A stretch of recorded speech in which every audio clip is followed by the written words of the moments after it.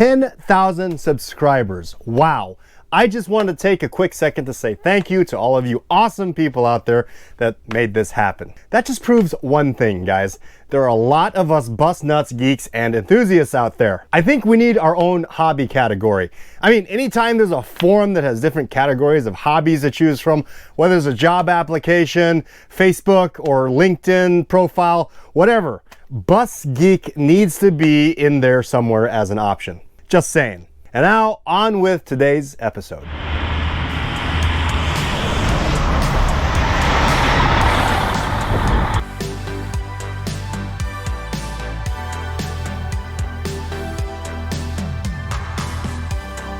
Hey, what is going on, all of you bus nuts, geeks, and enthusiasts out there? Welcome to another episode of Motor Coach World. My name is James. It takes a team effort for a motor coach to successfully take its passengers from point A to point B. It all starts with the person picking up the phone and booking the trip. Then someone has to dispatch it, which involves finding a driver, preparing the driver's paperwork, such as trip manifest, itinerary, that kind of stuff. A mechanic then has to make sure that the coach is in good working order and within DOT compliance. If the company has multiple coaches in the fleet, someone will have to coordinate the fleet, which means choosing the right bus for the right job and making sure that the driver takes the right coach. After all this is completed, the driver that is selected for the trip then comes to work and hopefully takes the group out for an enjoyable experience. But that's not all of it.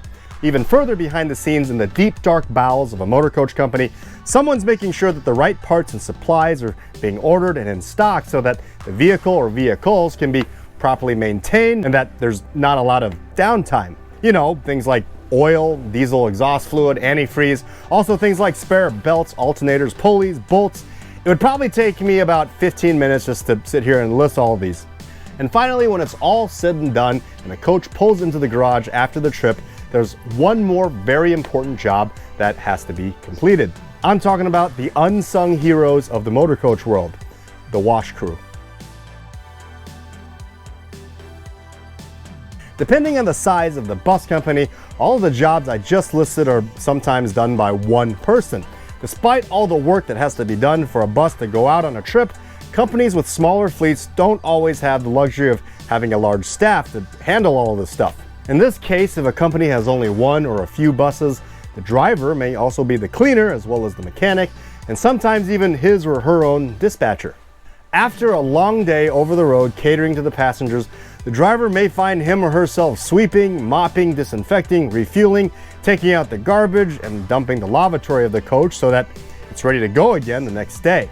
Although some groups can be tidy and make it easier for whoever has to clean the coach after the trip, most of the time it's a huge chore. Trust me, when you have 55 people riding in a motor coach for 1 to multiple days, you'd be surprised how dirty and grimy the coach can get.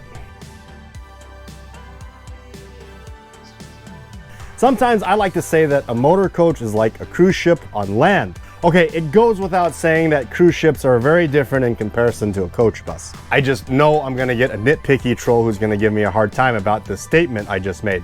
It's part of making YouTube videos. But the reason I relate these two very different vehicles together is because when it comes down to the people who ride on them and those who operate them, the expectations are very similar. A motor coach is designed to be a luxury mass transportation vehicle that takes its passengers to their destination in comfort. Motor coaches are usually hired to travel longer distances, so they're usually built to be larger and equipped with more different forms of entertainment on board to pamper the passengers until they arrive at their destination. So when you think about it, pretty similar to what cruise ships do. And because they're considered a luxury form of transportation, the drivers as well as staff take pride in keeping them in pristine condition, and the passengers that pay the bill to book their trips on them expect no less. The one thing I always remembered when getting into a coach bus as a kid was that they always smelled like a really clean hotel. Have you ever noticed all motor coaches kind of smell the same? It takes a lot of work to keep them that way. When it comes to cleaning a motor coach, different companies have their own variations on how they go about doing it. For a company that I work for with a fleet of 60 coaches, Peoria Charter hires and trains a team that we call sanitizing teams, or wash crew, who are responsible for cleaning and sanitizing the coaches before they go out again on their next trip. Usually working overnights due to the fact that most of our fleet is out and about during the day, Peoria Charter's sanitizing teams take turns being responsible for different areas of the cleaning on the coaches every night. The first person to board the coach to begin the process is the fueler. This individual starts his or her shift about an hour before anyone else on the wash crew arrives for work. As the drivers return to base, they usually park the coaches in a queue. Once the drivers complete their post-trip, gather their belongings, and disembark the coach, the fueler will get in the bus and pull it up to the diesel pump to start their process. Motor coaches have larger fuel tanks ranging from 200 gallons to 350 gallons, depending on the make and model. The fueler is also responsible for things like checking all exterior lights, wiper and washer fluids, taking out the trash, making sure the coach is stocked up on trash bags, masking tape, spill cleanup kits, as well as checking the inventory in the first aid kit. The fueler is also responsible for restocking pamphlets and brochures on our coaches, as well as checking and logging all lost and found items from seats, overhead compartments, as well as the undercarriage luggage bays. One would be surprised in what type of things passengers leave behind from their journeys. Finally, when all this is complete, the fueler is responsible for documenting how many gallons of fuel the coach took that night. After the fueler is finished with their task, he or she will pull the coach away from the fuel pump and into the wash bay, then move on to the next coach in the queue so that the rest of the team can do their part. The person responsible for the interior will enter the coach and start cleaning. With 55 to 57 seats on board, depending on the make and model, the person working the interior really gets a workout. Unlike sweeping and mopping your home, the seats on a motor coach are mounted to the floor and are not movable. So to make sure that little Johnny's bag of spilled Skittles aren't still rolling around the coach when the next group boards the bus for their epic journey, the person working the interior is usually subjected to lots of contortions and push-ups and squats to make sure nothing is left under the seats. The person working the inside is also responsible for spraying all plastic or stainless steel surfaces, as well as handrails and grab areas with disinfectant, at the same time cleaning all the seats. While cleaning the restroom, the interior team member makes sure toilet paper is refilled and the hand sanitizer bottles are full and empties the trash receptacle in the restroom. Most motor coaches in the US are restroom equipped, which means during long trips, people are going to use them, which also means that something needs to happen with all the waste when the coach gets back so that the next group isn't smelling the essence of the first group, if you get my drift. What an incredible smell you've discovered!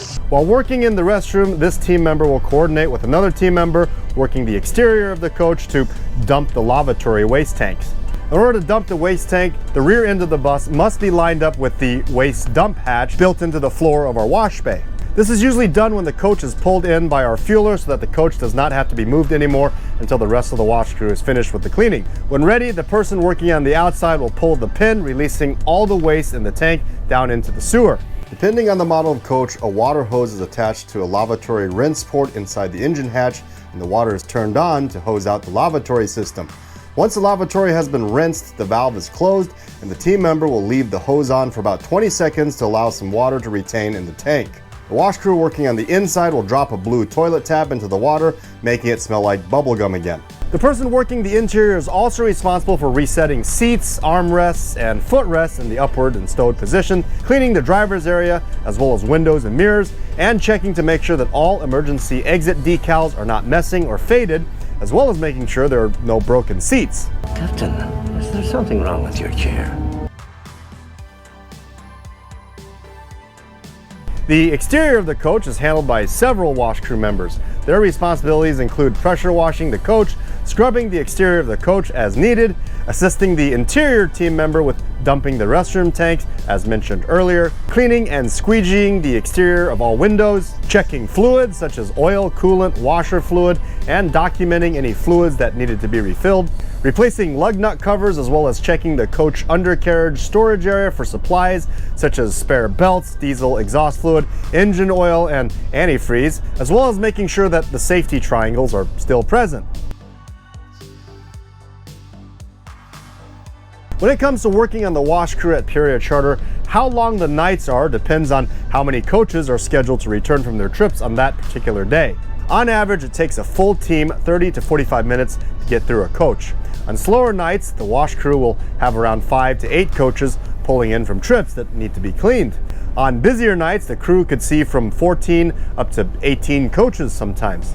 During the warm summer month, working on the wash crew can be laid back, and the work could even be considered fun when the team gets into a good rhythm. During the winter months, the job becomes a bit more difficult. Aside from frigid Illinois temperatures and the fact that the team members are constantly exposed to alternating warm interior temperatures to cold temperatures every time the bay doors are open, it also usually takes longer to get all the salt and road grime off the buses when they return from a trip, as well as de-icing them after they're pulled into the garage from the bus lot. It's definitely not an easy job, and when it comes to passengers giving accolades to a job well done after a successful journey, the wash crew are almost always overlooked and underappreciated. On overnight trips, when drivers are hundreds of miles away from base, the driver usually takes over and performs most of the cleaning that the wash crew does. Although they're only one person, and usually by the time drivers start cleaning, they've already been on the road for the entire day, and with limited resources, as they're usually cleaning their coach at a truck stop or a parking lot of a hotel, the drivers usually do a pretty decent job on making sure their passengers have a clean bus to get into the next day, even though there's a lot more for a driver to do without the luxury of a wash crew. Some drivers returning from trips often give part of their hard-earned tips to the wash crew voluntarily to show their appreciation. And drivers, as well as managers, from time to time will treat the wash crew members to pizza at night during their shift. It's a way to show them that their hard work and vital part of the company's success are not forgotten about amongst their fellow co-workers, even though the public rarely notices their work.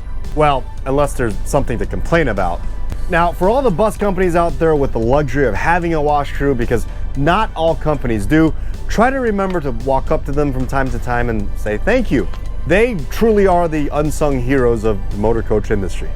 Speaking of remembering to do stuff, don't forget to check out my merch store. You can get your stylish Motor Coach World hoodies, t-shirts, and tank tops at bonfire.com/store/motorcoachworld. I'll add the link down in the description box below. Also, if you like my videos, consider becoming a patron on my Patreon page. For as low as $1 a day, you can show your support for the time and money I put into making these videos by visiting patreon.com/motorcoach. Link will also be down below. And finally, a completely free way to show your support to my channel is simply by clicking on that like and subscribe button. Doing so will catch the attention of the YouTube gods, and they'll spread the word of this channel to more people around the world. I hope you guys enjoyed today's video. Thanks again for 11,000 subs. And if you're watching this on top of being awesome, you are part of the motor coach world.